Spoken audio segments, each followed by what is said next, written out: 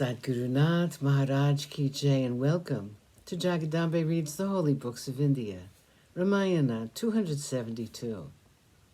As you may remember, Hanuman vanquished the guardian of the city and felt better about going in then. Hanuman jumped onto the terraces of the houses and went from one house to the next, and each was different from the other. Music reached his ears from everywhere. The tinkle of the anklets, the rustle of the silks, and the slight noises made by the ornaments worn by the women could be heard everywhere. In between could be heard the sonorous music made by the recital of the Vedas. He could see the section of Ravana's army, which stood guard over the city during the night. They were carrying weapons of all types, and it was frightful to imagine the fate of an intruder if he were caught. Hanuman went from house to house, mansion to mansion, until he finally arrived at what he guessed to be the palace of Ravana, the lord of the land. It was like a portion of heaven itself, which had been placed on the earth for the pleasure of the king of Rakshasas. The neighing of the horses, the impatient pawing of their hoofs on the ground, the music made by the instruments greeted Hanuman, who had become smaller than a kitten in size. He was not noticed, and quietly he entered the Antapura of Ravana through the doorway, which was exquisitely wrought with gold and inlaid with pearls, corals, and gems. The scent of incense assailed him as he entered the palace.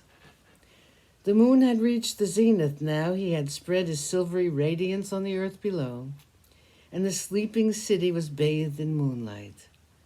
Hanuman stood for a moment contemplating the beauty of the moon. He looked like a swan captive in a silver cage, like a glorious lion in his cave on the Mandara mountain, like a warrior seated high on the back of a proud elephant. The moon was casting its rays on the earth, the moon whose beauty was like that of the Mandara mountain, like that of the ocean in the evenings, like the soft beauty of the lotus. The mist did not obscure him, and he was shining with all his radiance. Most of the inmates were under the influence of drugged sleep. They had evidently partaken of wine. Their abandon was amusing and at the same time pathetic. Many of them had their women by their sides, and they seemed to be very beautiful. Hanuman scanned their faces eagerly, and even though they were beautiful, all of them, no, one of them was Sita. He knew that Sita was more beautiful than all of them, and in his mind's eye he created a picture of her in accordance with the description given by Rama. The women he was seeing were not like her. Hanuman went inside the palace of Ravana, and he had to be careful not to be seen by anyone.